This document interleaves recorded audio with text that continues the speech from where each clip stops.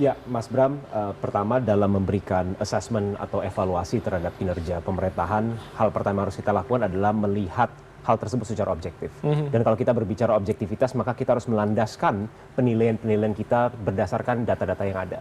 Partai Gerindra percaya bahwa apa yang telah dikerjakan oleh pemerintahan yang dipimpin oleh Presiden Prabowo selama 1 tahun terakhir merupakan sebuah pembangunan fondasi untuk transformasi bangsa ke depan, bukan hanya 5 tahun ke depan, tapi kita berbicara 20, 30, 40 tahun yang ke depan. Itu bicara soal kemudian hari ini yang jumlahnya cukup banyak secara kementerian dan badan juga. Jadi itu begini, yang Anda sebut sebagai fondasi. Jadi begini, yang harus kita pahamin adalah dalam memimpin pemerintahan saat ini, semuanya pasti tergantung dengan kebutuhannya masing-masing.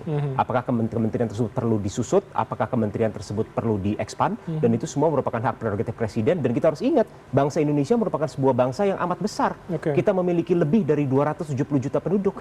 Bahkan luas kita, bahkan kalau kita hitung dari ujung timur sampai ke ujung barat, itu hampir seluas Eropa.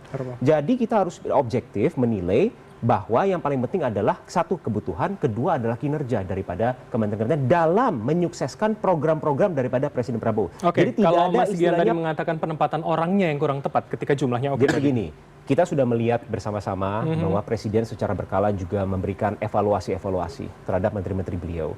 Dan dikala dirasakan ada kebutuhan untuk melakukan penyegaran formasi tim, maka beliau akan lakukan, karena itu merupakan hak prerogatif daripada Presiden, dan semuanya dilakukan dalam rangka apa? Menilai dan menyusun sebuah tim yang dapat melaksanakan program-program ini dengan baik, dapat mencapai sasarannya yaitu kepada masyarakat, sehingga dampaknya ini bisa dirasakan oleh masyarakat. Jadi kita berbicara bukan hanya dampak pertumbuhan ekonomi, kita juga berbicara dampak daripada pemerataan ekonomi yang juga tidak kalah penting. Saya tangkap.